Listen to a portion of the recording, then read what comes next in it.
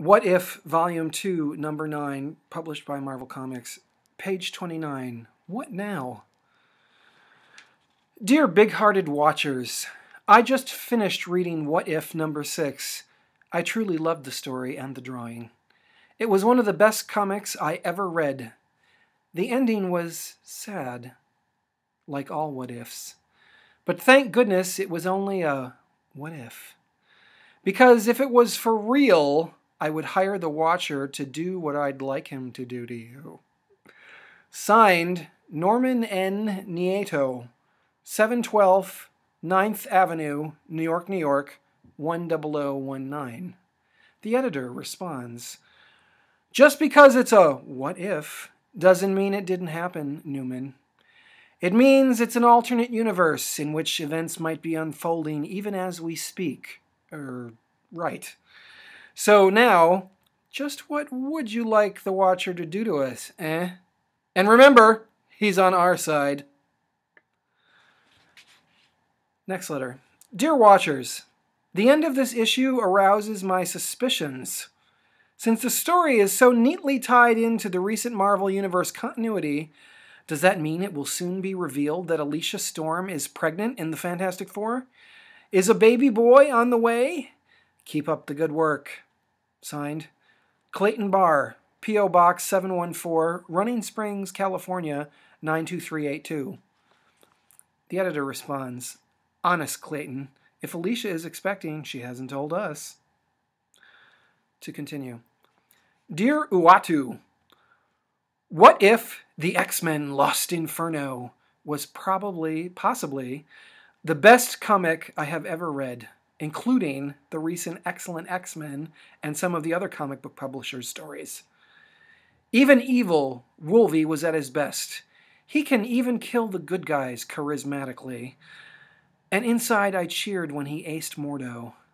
Then I cried inside when he was fried. Ron Lim is an excellent artist. Don't let him go. Please, please, please don't cancel this book again. I'd do something drastic.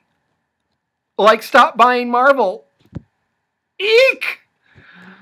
You can believe this comic is the best because it's the first, and quite possibly the last, comic I ever cared enough about to write to. One last note. On the last page of What If, number 6, the baby Jonathan Storm looks too much like Uatu for me. Signed, Max Murphy, P.O. Box 128, Remsenburg, New York, 11960. The editor responds, really, Max? Either the Watcher isn't telling us something, or Alicia should be seriously advised not to have children. And when you get right down to it, don't all babies look like Uatu? Dear What If, in issue number 6 of What If, I noticed something wrong. Dr. Druid was alive and well. Isn't he dead?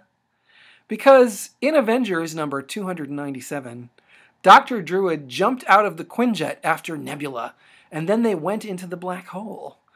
They were never seen again. So until Wolverine and Spider-Man sing, "Oh Christmas Tree," make mine Marvel! Signed, Stephen the Steel Robinson. 1526 Taft Street, Morristown, Tennessee, 37814. The editor responds, Dr. Druid may be lost in the time bubble, but that doesn't mean he's dead. With all the events crammed into issue number 6, there wasn't room to show how the Mystics' combined magic enlisted Dr. Druid's aid. Sorry, Steel. The next letter begins, Dear What Now?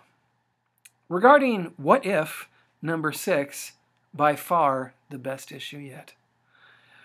What was most thrilling about this comic was the fact that the story began before the Watcher did the recap. Past issues have begun with a recap, then a beginning to the actual story of the issue. I like this way better. The art was fantastic. When I found out Ron Lim was doing the pencils, I knew I wouldn't have to worry about the art. And I was correct. The cover, the interior art, everything was spectacular. I do have to admit, I was surprised to see the X-Men killed off so quickly.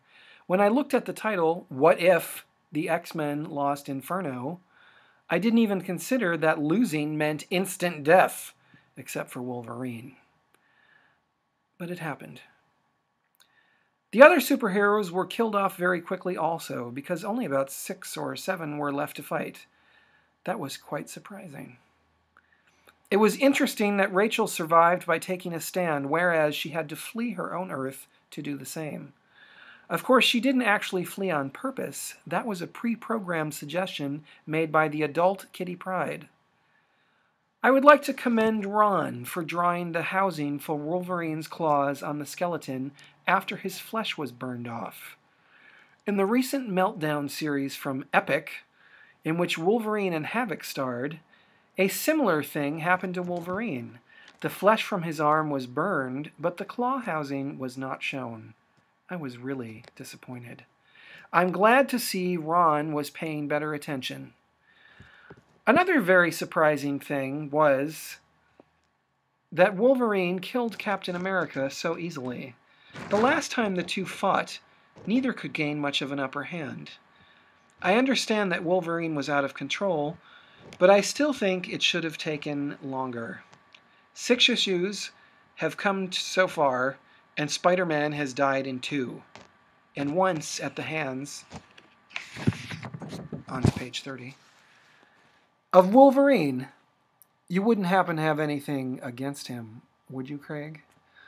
Signed, Shane Hutchinson, P.O. Box 580483, Nassau Bay, Texas 77258. The editor responds, 2 rules, Shane. Number 1, never underestimate the powers of a demon-possessed Wolverine. Number 2, never underestimate the awesome power of a possessed Marvel editor. No, Craig doesn't have anything against Spider-Man, but he does sort of have a thing for Mary Jane. The next letter, Dear Marvel, I recently picked up What If, number 6, and I really loved Ron Lim's penciling work. He has done a super job. I would like to know what other comic titles he has done for Marvel in the past, and what books is he doing now. Signed, Al Wong Jr. of Marysville, California. The editorial response. Easy answer here, Al, because Ron Lim is surely one of the fastest pencilers in comics. Aside from his regular duties on Silver Surfer, you can find Ron's work in Captain America number 366, Excalibur number 8, plus 2 more Excalibur issues to follow, and several issues of Conan the Barbarian. That will be appearing within the next few months. Dear Craig, short and sweet, What If number 6 could have been a double-sized extravaganza, which would have made it more interesting. However, it was still an excellent issue. I'm glad to see What If back on the comic racks. This is my umpteenth letter that I've written that won't be printed, but I hope you at least read it. I think a no prize is in store, for issue number 6 has a flaw. On page 11, Hellstorm and Margali are fending off demon attacks along with Mordo. But when you turn the page after Thor makes time for escape, the only ones there are Strange, Mordo, Storm, and Kitty. What happened to everyone else? They weren't shown dead, nor were they said to be dead. Signed, Frank Story. And if I may stop here just for a moment, listeners, to interject, a Frank Story is surely what you want to find in every comic book, even if only on the letters page. Frank Story, 114 Cleveland Street, Puxaltowney, Pennsylvania, 15767. The editor responds to Mr. Story's letter as follows. Picky, Frank. If you'll take a close look at page 11, you'll see that the wizards are actually caught in the crossfire. Mordo didn't get blasted because he was standing to the side of the other wizards. So there.